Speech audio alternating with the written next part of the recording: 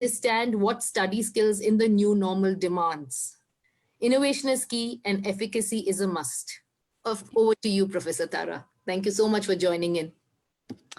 Thank you very much for that warm welcome. I'm absolutely delighted to be here. I don't think I've spoken to so many students in one go before, and certainly not online. So it's a great opportunity. I'm just going to share my screen. I've got some slides to show you. So you'll have to tell me if that's working so that I can see. Can you see that? Yes, Professor. Yep. Yes, yes. Terrific. So I wanted to talk a little bit about how to succeed in your studies, and it is unprecedented times, and it can be very difficult to learn and to know what to do and how to study and how to manage our own selves during not just studying remotely, but also just through the pandemic and through lockdown and some of the other experiences that are really new to all of us. Now, it's always the trick to see if it'll work. Here we go. Audio is muted. If you have any questions, you can pop them into the chat box and we'll try to answer them at the end. We're a little bit late getting started, but I think we might be able to stay a little bit longer. So I wanted to talk, I suppose, a little bit about the skills of the future and how, even though the way that we're learning at the moment is not necessarily our preference as teachers or as learners, it does provide some really great opportunities for us to develop those skills that will be necessary, and particularly for young people like yourselves moving forward and perhaps even touching the end of the 21st century.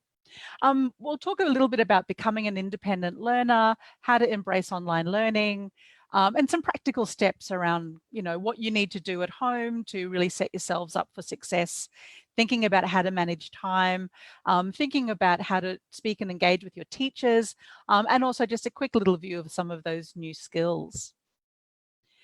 So this is just a graphic that kind of outlines what, lots of people around the world have been thinking about in terms of the types of skills that young people need to embrace as they move forward. So, for example, we know about critical thinking and our ability to really kind of focus on not just learning and memorizing content, but understanding what to do with that material. And that's a really, really important point. So we're moving really beyond just memorizing information and having to think about what this information means, how we might evaluate that information and make sense of it, and also determine in this era of fake news, what's worthy information, what's good information for us to pay attention to, and what is disinformation that we might be seeing, or conspiracies or something else. Collaboration's obviously a very important skill, learning to be able to work cooperatively with each other, but also to utilize the technologies we have at our hands to collaborate really broadly, not just our own classmates, but what about students from other schools or from other countries? How can we actually embrace some of these opportunities here? Being creative and generating new ideas, taking the content that we already know, and then using that as a foundation to build new insights and new ways of thinking and new ways of operating. And then being able to present all of this to each other, to be able to communicate effectively what our ideas are. So this is just a really quick summary of what those 21st century skills look like. So today I wanted to talk a little bit, as I said, about the practical steps, the skills, adjusting our mindsets to really set ourselves up within this new normal, and then how to work with your teachers to be able to achieve your learning outcomes. So adjusting your mindset really is a strong piece in all of this. And we're very used to the ways that we have been learners, and we're also very used to the way that we've been teachers, if the teachers are out there. But we need to also start to think about, well, what does it mean to be an independent learner? And how do we actually take some control over our own learning and make it work for us? So for example, it's important to understand that you'll be learners throughout your whole lives. And I know many of you just wait to get to the school holidays, or wait to get to the end of the year, or to the end of school, or to the end of university. But we can all tell you that you don't stop learning. And whether that's formal learning through different courses or education, or whether that's informal learning through the types of things that you just choose to learn for yourselves, learning is a really important part. And knowing how to be an effective learner and a really successful learner, I think, is a foundational skill for all people these days. One of the things about independent learning is that you're at the center of your learning journey and you're really important in that role. It isn't about people just sort of opening up your head and filling it with lots of information. It is about you thinking, what are my goals? Where do I want to get to in my life? What are the steps I need to take to get there? And being realistic about the way that you work, where you work, how you work, and all of these types of things, I think, a critical kind of self-reflection journey we all need to go on. So you need to kind of almost take that responsibility and say, I accept that I'm at the center of my learning, that I'm responsible for it, and that actually nobody can do it for me. And the only person that you're, disadvantaging by not participating is really just yourself. So in all of that sort of process, you have to think about, well, what do I do to organize myself? How do I manage myself? How do I prioritize my study? Oops, sorry, I've gone the wrong way. How do I prioritize my studies? These are all quite important parts around, just setting ourselves up for a successful opportunity. So being an independent learner is about trying things yourself first. It's about taking the information that your teachers have given you, taking, adding to that other information that you found for yourselves and having a go and having a real chance and having an opportunity to think about, well, what can I do with this information? It's not, an independent learner doesn't first go to their teacher and say, tell me everything and tell me the answer. An independent learner tries for themselves and really gives it a good go and tries multiple different approaches if the first one doesn't work. But it's really, really important to understand that an independent learner doesn't have to do everything by themselves. It's not about I'm responsible, it's my journey, therefore I only can do it. It's about finding the resources, the collaborators, the teachers, the people who can help you along your way, utilizing their skills and their insights and combining it with your own. And really importantly, knowing when to ask for help, knowing when you've reached a brick wall or a stopping point and you just can't get any further, knowing that now's the time to go and ask for help is an important one. But having that resilience to give it a go, try again, see if you can figure it out, but then going back to your teachers and going, actually, I've got to a point where I just need more help. And that's perfectly fine. And that's what teachers are expecting of you. So I think, really kind of having that sort of reflective moment and thinking about, well, where do I want to get to? How do I get there? Who can help me along the way? How do I give it a first go? But then when do I need to ask for help and for some more input or feedback on what it is that I'm doing? So in terms of adjusting our mindset, I suppose the other one is to really embrace online learning. Again, it's not what everyone planned for this school year or for even next year. It's not what we would all necessarily prefer to be doing. And it's wonderful to be learning with our peers and with our teachers in the same space. But online learning can give us some other insights and some other skills that maybe we wouldn't get necessarily by working in a classroom together. So think about what you can gain from this experience as well. For example, online learning is going to be much more popular throughout your whole lifetime. So it's an opportunity. As we move through the next decade, the next 2 decades, and as you move past university and into sort of other sorts of education or training or informal learning, a lot of that's going to be accessed online. In fact, today, if many of you want to learn a new hobby, for example, you'll probably look at it on YouTube to see how to do it first, rather than going and getting lessons every time. So, in a way, we're already kind of used to the idea that online learning is a very quick and easy way for us to move forward. But there are other sorts of things that we can learn through that, particularly within the context of our high school learning and through university as well.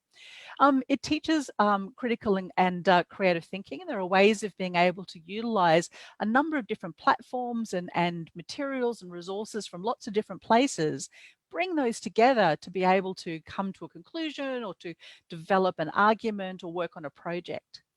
It allows us to collaborate outside our own classroom. So there are many, many different ways of being able to collaborate. And if you think about all of the big top companies in the world today, they're all working very, very hard across international platforms to work remotely with one another. As air travel perhaps becomes more expensive or more dangerous in the case of the pandemic, being able to work from home, being able to connect with people remotely and be able to function as a normal unit or on a project is a very valuable skill to have. It also gives us a chance to improve our digital literacies. And what I mean by that are not just the skills of using the technology, but our understanding and insight of the type of information that we're receiving through digital means. So it's quite a kind of broad range of skills that we develop. Utilizing online learning means we might move away from some of the more traditional ways of assessments or projects. It might be more a case of utilizing new media or other sorts of data visualization to, to create and communicate our learning, our projects, and so on. And also, again, it sets us up for remote working, as I've mentioned already before. So some of the practical steps you might want to think about when it comes to preparing yourself would be setting and creating your study zone. I know a lot of people, and I know when I was a high school student, I really, really like studying from my bed, but it's not necessarily the best option. Although having said that, creating a study zone is really an individual kind of process. But you'll be spending a lot of time there, and so it's important that you are comfortable in your surrounds.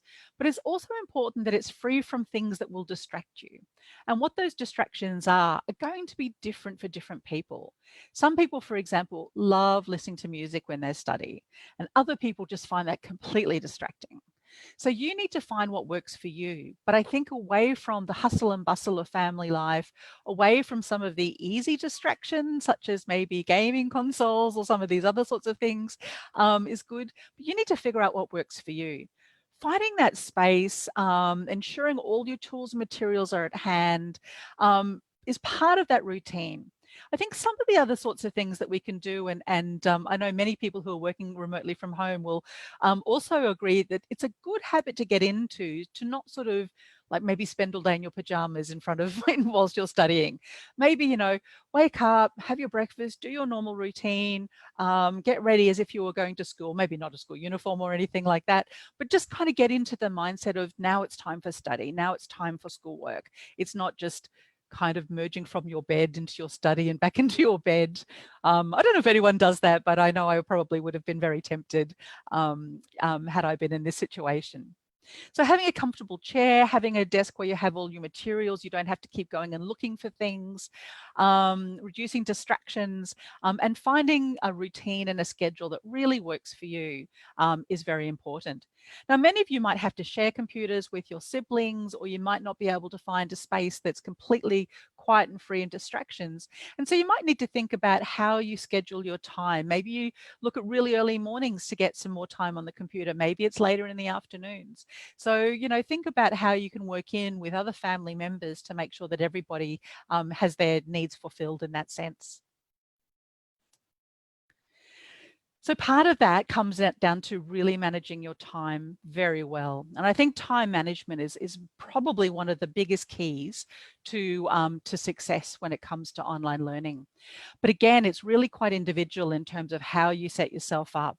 But taking the time to really think through what works for you and the kind of structure that you might have is important. So I tend to advise people to start with a completely blank timetable, take everything away and start with the blank timetable. Now, for some of you, you're going to have live classes. So you're going to have to actually log on to Zoom or to other platforms at certain times. So schedule all of those in so you know when all of those are going to happen.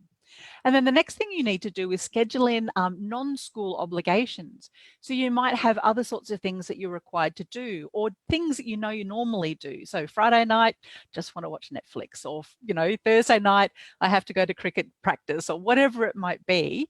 Add in those other sorts of obligations that you have that you feel that they're not negotiable. I'm not going to change them, because it's important to be realistic about the time that you do have. Add in all of your assignment deadlines into your schedule as well. But really important, in fact, more important than your deadlines, are your start dates. When are you going to start that assignment, and put in those dates so that prompts you to and reminds you that you can't just wait till the night before. You have to spend a bit more time. So think about your start dates, and again, be realistic about how much you can achieve for your assignments and work backwards and find that appropriate start date. And then once you've done all of that, you can look for blocks of time in your calendar. And I always say, find 30-minute blocks of time and assign them to different subjects. Now, some people might want to do 2 hours on one subject, and that's perfectly fine. Other people like a bit more variety, and so that's fine as well. But at least 30 minutes so you can get a little bit of work done.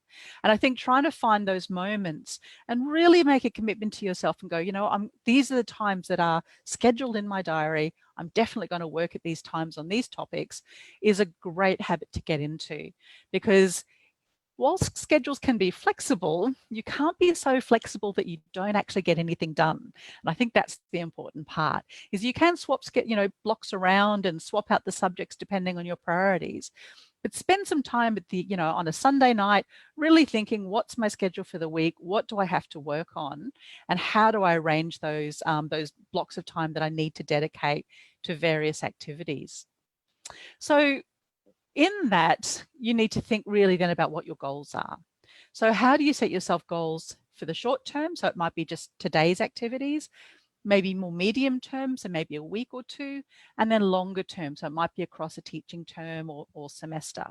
So how do I set my goals? That's an important start, but the next step is even more important, I think, which is turning those goals into actions.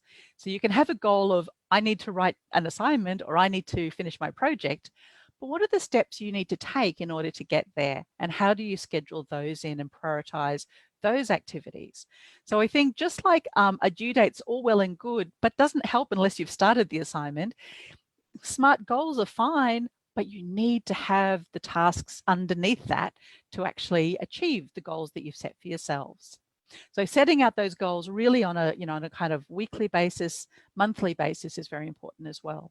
And this is all part of that process of being able to really kind of control your time and really assign blocks of activity to those tasks that are most critical at the moment. Now, sometimes when we're studying many different subjects, it can be a little bit hard to see all of the things that we have, and all of a sudden one of those sneaky deadlines does just suddenly appear from nowhere, and you can panic a little bit. So again, we need to think about other tools and techniques so that we don't allow those little deadlines to sneak up on us before we're ready. So one of the things that I really like to do is to kind of use a Kanban board, which really sets out for us in quite a visual way. And you can do this either like on a wall in your room with Post-it notes, or you can do it in a diary, or you can do it even online. There are different tools that you can use, even just setting it up with little sticky notes, one of those little apps you can do. So this is a way of being able to identify what are the steps in a project. What am I working on at the moment? What's finished? It's such a lovely little yay moment when you can move a tag over into the done section. But start with the things to do. What are all the things I need to do? And this isn't just, I need to write an essay. It's, I need to do the research for the essay. I need to do my first draft. I need to do my references or whatever it might be. So this is the kind of starting point, and you identify all those tasks. Then the next column are those items that are the next most important things to do. So you've got things to do. What are the things you are prioritizing? You have to do first. The doing column, obviously, are the things that you're doing at the moment. So what are the things that I'm working on? And then the last one is obviously the done. So finalized items, I've submitted the assignment, or I finished my section of the group project, or I've done my presentation, you can move it. So every morning, or maybe once a week, depending again on how you organize your own studies, have a review of your board and think to yourself, what can I move? What have I started on? What's now the next most important thing for me to start on? What am I working at the moment? What can I move to done? Have I had any achievements over the last day or the last week, or however you might want to do that? And I always like to give myself a little reward for, a done sticker.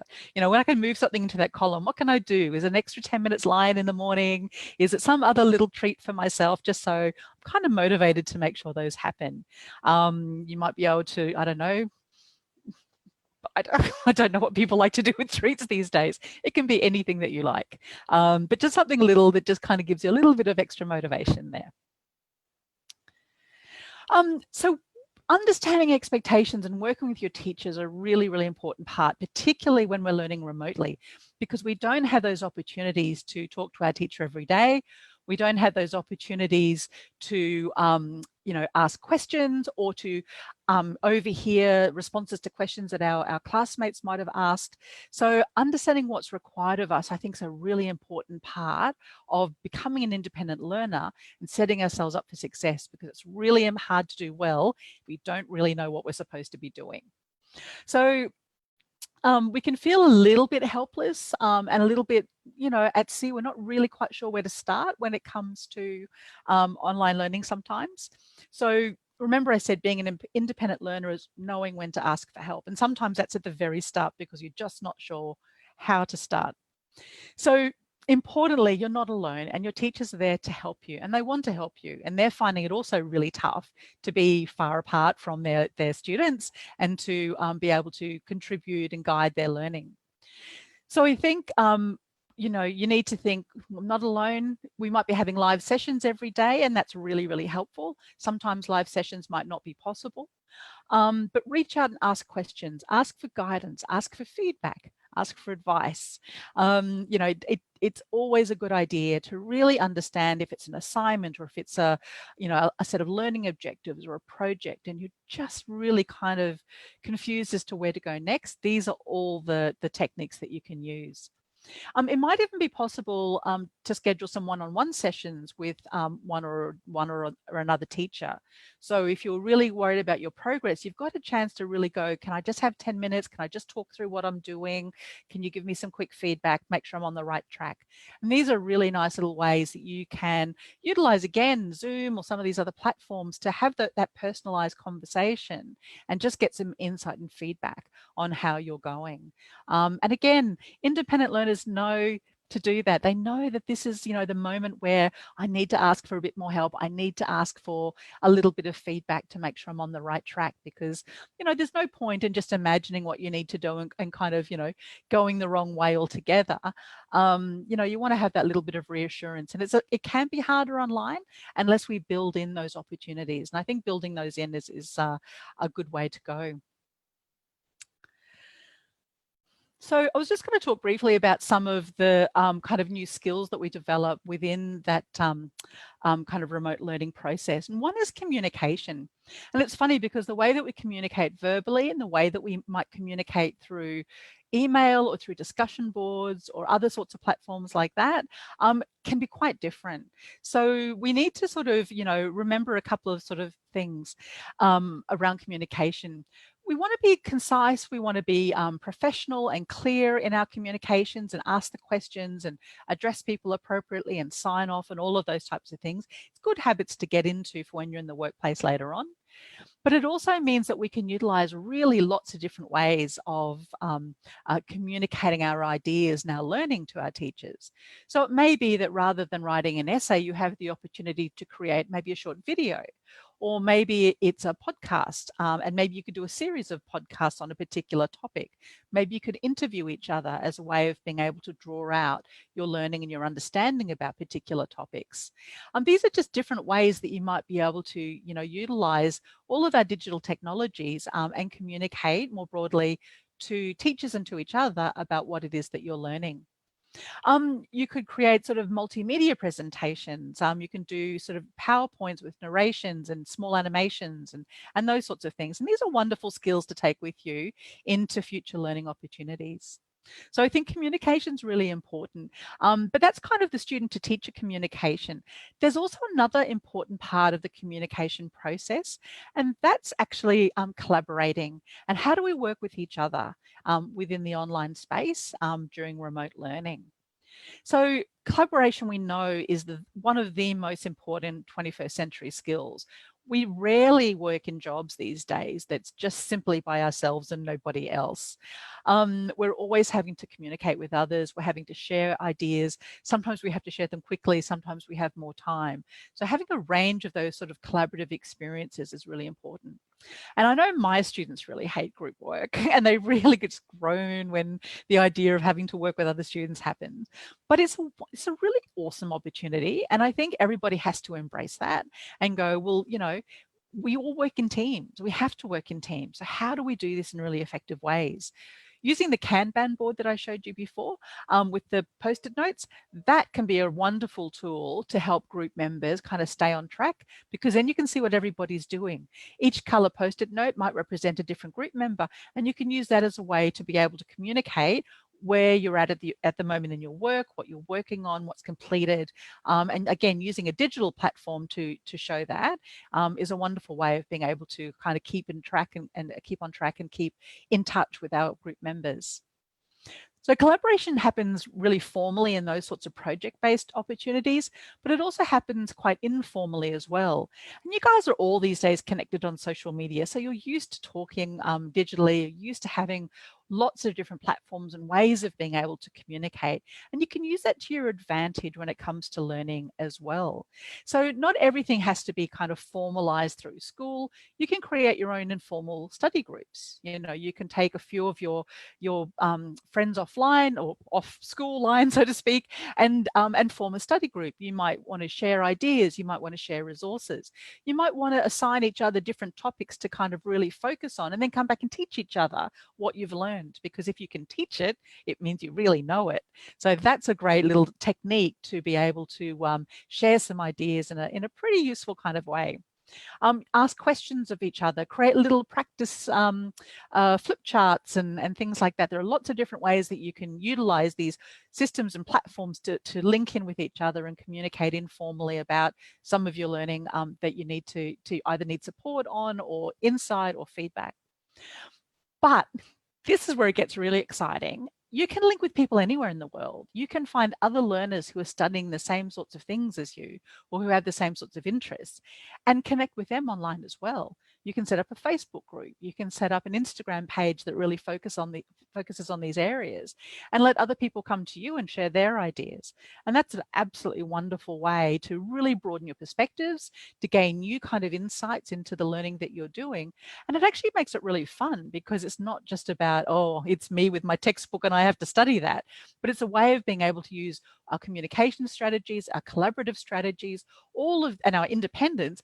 All of these come together to really, you know, embed some of the learning into us at that time. So we really come to know and understand what it is that we're dealing with. So I think these are some wonderful opportunities, again, that learning remotely affords us. The last one I wanted to say was to be kind. And I think this is also a 21st century skill, even though it wasn't in my graphic. But I think it's a really important part of working online. The first thing is, this is new for everybody. And so we have to be patient. And our teachers are still learning, because we're all lifelong learners. You're learning. We're all trying to figure out how to make this work for us. So take time, be kind to yourself, be kind to your classmates, your teachers, your families. We're all in this together, and we're all trying to figure out the best way forward. So I know it can be really frustrating when we can't get into Zoom. I know it can be frustrating when some of the technology doesn't work, or a teacher doesn't respond as quickly as we'd like. But we have to just take a breath and realize that we're all learning a new normal and a new way of operating within this new normal. So we just have to be a little bit more patient and kind. Take time to relax, find activities that relieve stress. I think one of the difficulties of being, you know, a learner online at home is that and a worker at home, is that it doesn't leave you. So you can easily find yourself really, really committing. But you do need to build in that time. Have a lunch break, have a morning tea break, you know, have an afternoon tea break, all of these types of things to make sure that you're relaxing, that you're rejuvenating your body and your mind, and allowing yourself to then be ready for new learning the next day. And if you need help, ask for it. It's really, really important. We're all learning and we're all struggling with this new kind of process. So I will leave it there and hand it over to some questions and answers. Well, I'll provide the answers if I can, and you can ask the questions. I'm not sure who's moderating, but I'll unshare the screen so that we can look at each other.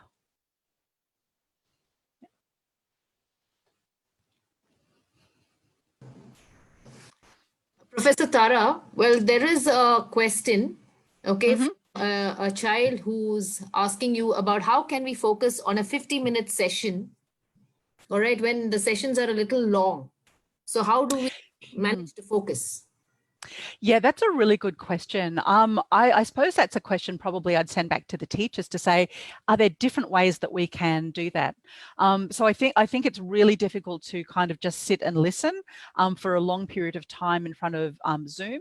But so for the teachers, is there a way of making it more engaging? Is there a way of breaking up some of the talking to the students with an activity that they have to do? So I think that's probably a suggestion I'd give to the teachers. For the students, I suppose our active listening skills are very important at this moment. So it's about being prepared when we go into a class. So thinking about what it is we want to get out of that session. If we're prepared, all of the information for us is going to be a little bit more relevant, and we're going to understand what the teacher is trying to say. If we're not prepared, it's all very shiny and new and can be quite confusing. So I think spending a little bit of time, even if it's 15 minutes, maybe reading through something or just maybe thinking about the kinds of questions you might have about this topic, that can help just make us listen a little bit harder, or we'll hear words or ideas that we go, oh, I remember that from reading, or I remember that from I was thinking about that was an issue that we might want to discuss. So I think active listening means just a little bit of preparation to think through what's going to happen in this class, what can I get out of it, and what questions might I have that either will be answered by the teacher in the class already, or that I can ask afterwards. So I think that's my suggestion. Wonderful. All right, there is the next question about how do I stop procrastinating? What do I do to overcome procrastination? I'm going to say it's Nike. Just do it. Look, it's a really hard one. I am a great procrastinator.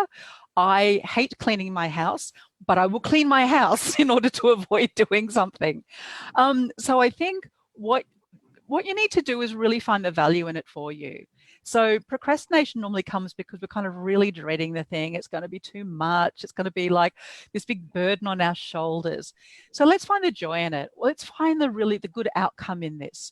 So that's one step. And the other step is to break it down into little bits, because oftentimes we procrastinate because it just looks like this mountain behind us. It's a big thing we have to do.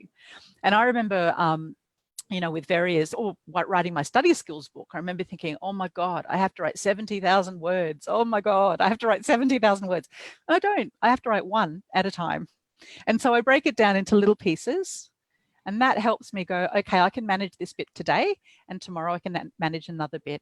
So I think breaking it down into those small pieces really gives us a sense of control and ownership, and doesn't feel so overwhelming and difficult. Wonderful. Professor Tara, there's a question that I have this fear of failure. So I'd want to know any techniques to help me relax and continue with my studies. I also overthink a lot. I have a son who does that too. So what's the worst thing that can happen if you fail? That's my question. The worst thing is you can learn something.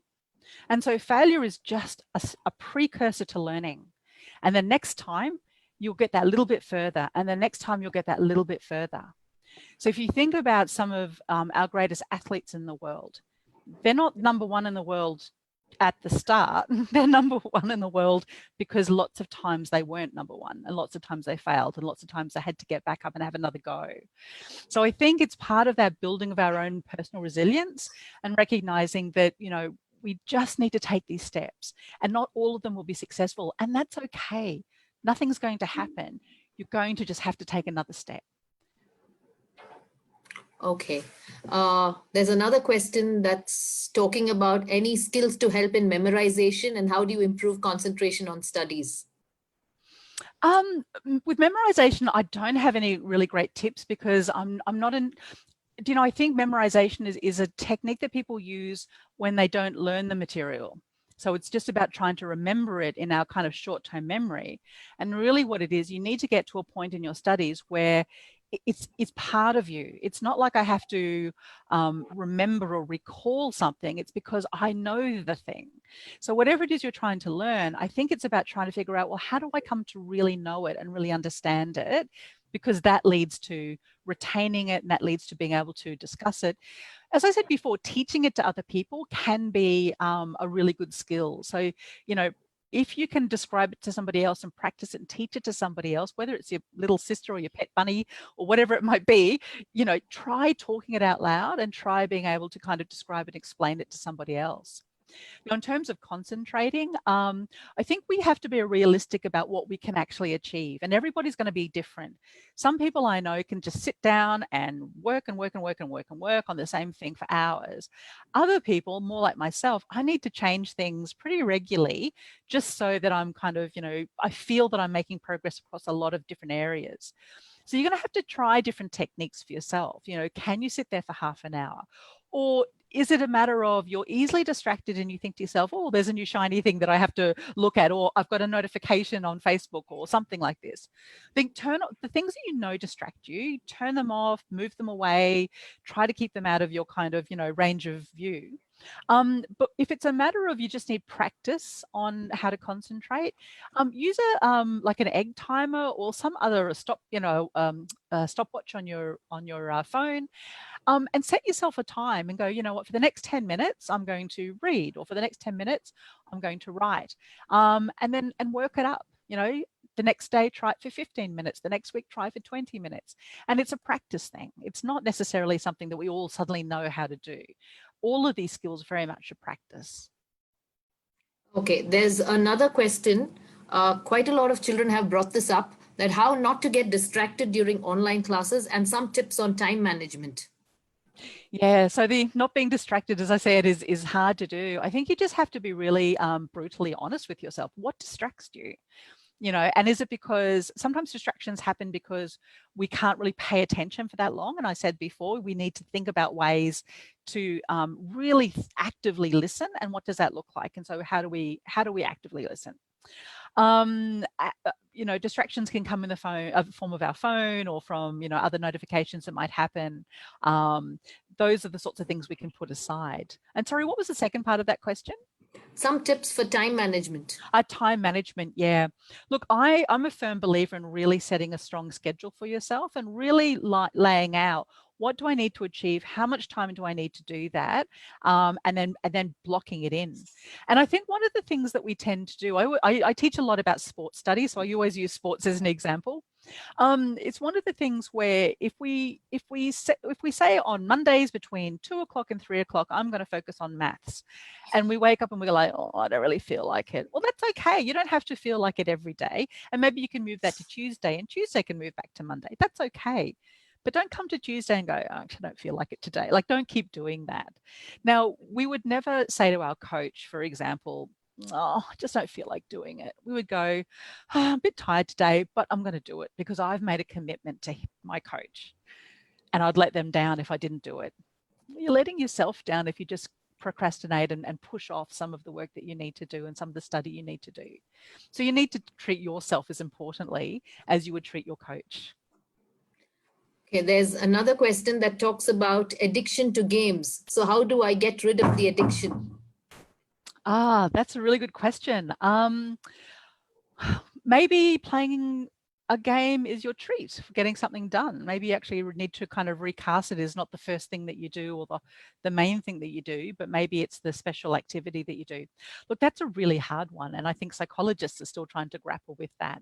But again, it depends. Where are you in your studies? If you're in your final year of study, what's more important, getting into the university course you want to do, or getting the job that you want, or playing games? And can games just come later in your life? And that's okay too. So I think, you know, we're at a point where, you know, as teenagers, as young adults, you have to be, you know, you have to make these hard decisions for yourselves, and they're not always easy. I love playing on my phone and I play very boring games like Sudoku and things like that. But I also have to go, it's 3 o'clock in the morning. I can't be playing games. I need to go to sleep. So, you know, we have to be really honest with ourselves and go, you know, well, what's best for me at this moment in my life? Okay. We have children who have to attend, you know, online classes. Some of them are enrolled for coaching classes. So there are children who are asking me, how do we find time to pursue our creative hobbies? Where do we find time for creativity? Yeah, we have to build that in, and sometimes it's a matter of scheduling that in. So if, you know, if we're going to classes and we're getting extra tutorials and so on top of that, as part of our schedule, where is the relaxation time and where are the hobbies? And we need that because we're not machines and we can't just work for 24 hours a day, every day in the week. We actually do have to take time for ourselves. Now, sometimes there are periods in the teaching term or in the semester where, it's more intense. There is more work to get done. And maybe our hobbies just have to sit to the side for a few weeks. But I think, holistically, we need to think to ourselves, how do we balance that out? What's the best way for us to be able to schedule our time? Because our health and our well-being and our relaxation time to be able to really be effective studiers is critical. So there are children who are talking about being stressed due to the overload of work, so how do they manage to sort of de-stress? Yeah, I think again that's where the hobbies come in, and it's where we need to sometimes just move away from our screens. So we might be spending kind of 8 hours a day in front of our screen, and that's probably an unnatural situation for many people, and it is actually quite tiring even though you're not moving. So where are the moments you can build in to go outside, take a little bit of a walk if you can, or just go out into the balcony, or just some fresh air, or some just away from the learning space? How can we do that a few times a day at least, to just get our blood circulating and that type of thing?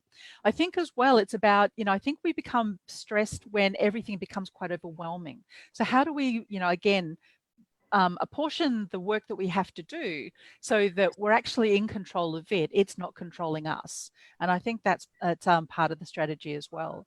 But look, nobody's being unrealistic here. I mean, these are really excellent questions, and it is a very stressful time because I think we also forget that, with the coronavirus and with all of the, the stress that we're hearing on television about this and in the news or on, Facebook or whatever it might be, there's a lot of societal stress as well. And I think young people are feeling that and are not necessarily feeling as though they're in control of their own sort of pathway.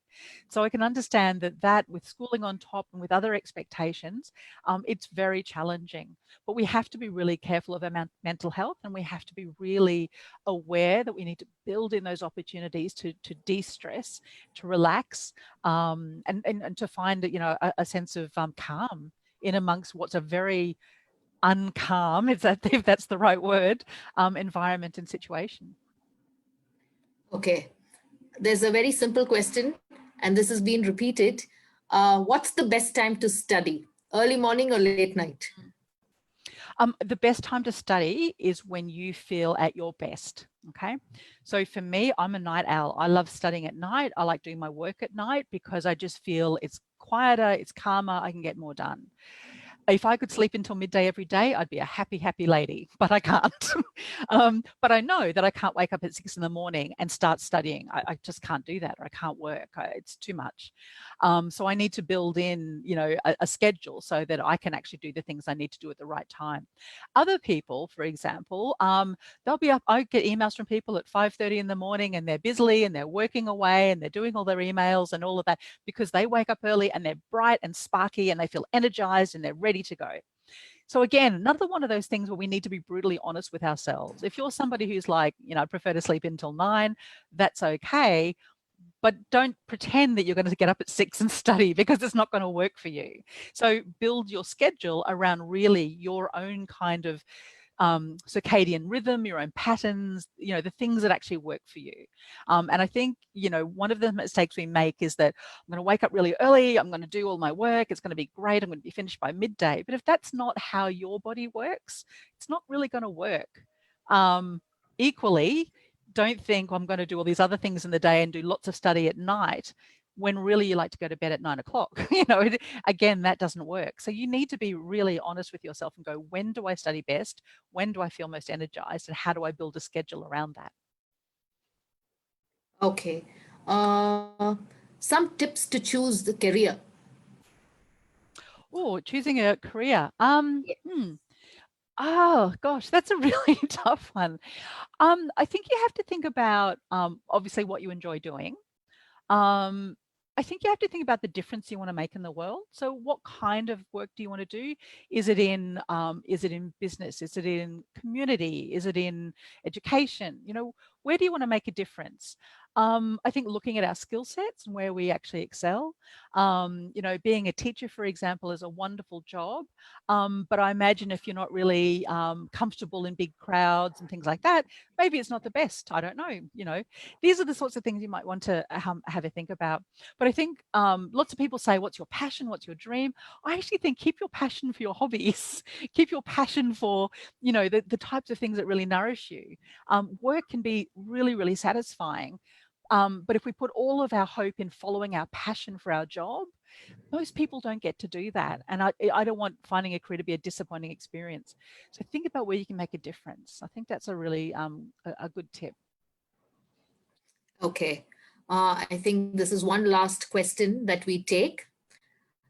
How do you justify the screen time to study? Are we progressing to a long-term impact that is not known today? Yeah, that's a great question. We really don't know the impacts of really long-term screen use. Certainly there are many people for, you know, a couple of decades who work all day in front of a computer, but many of our hobbies now and many of our entertainment options are also in front of a screen. So we might almost go seamlessly from schoolwork to gaming to social media or whatever it might be, and whether it's a large screen, a small screen, or something in between. Yeah, we are spending a lot of time. Look, I think, you know, I know for my son's remote learning when we were in lockdown, the teachers tried very hard to have some kind of live classes, but also some offline activities where the students were using pencil and paper again, in a sense, and being able to kind of think without the distractions of the screen. So, you know, it's potentially a little bit of a mix of trying to, you know, we don't need to do everything on the screen, because some of our thinking time, even some of our reading time, can be done sort of offline. So I think finding some of those moments where we don't have to engage in screens is important. What the long-term impact will be, gosh, that's the thing that many, many people are studying, and I certainly couldn't comment, but, you know, it is, it's not necessarily ideal because a lot of the screen activities has us just sitting and not doing anything beyond that. So we need to, you know, make sure we're moving, make sure that we're getting out, make sure we're also talking with other people in our family and not being kind of sequestered away in a room on our own. Okay. Thank you so much, Professor Tara, for joining in. No worries, and thank you. And thank you for all those questions. They're wonderful. Okay. I think, yes, children have had some kind of, you know, a progress today, because this has been, you know, these times have been unprecedented. There's a lot of ambiguity, and being able to throw some light on how do they manage their life. So thank you so much. And thank you, children, for joining in. Thank you very much, Raquel, for hosting this entire webinar. We look forward to many more with Swinburne University. Thank you. Thank you. Yeah, thank you all so much. Thank you, Tara. Thank you, Miss Anita. And thank you, the whole team at DPS Bangalore and Swinburne University. This was really, really enlightening and also very empowering for the students with very realistic, practical, and easy to do techniques that they can start applying right from today. So thank you so much for that. And it was wonderful being a part of this session with all of you. And thank you so much, Miss Anita, for moderating and hosting, and Miss Tara for the lovely, lovely session. Thank you all. Thank you. Bye-bye. Thank you. Bye. Bye. Bye. Bye.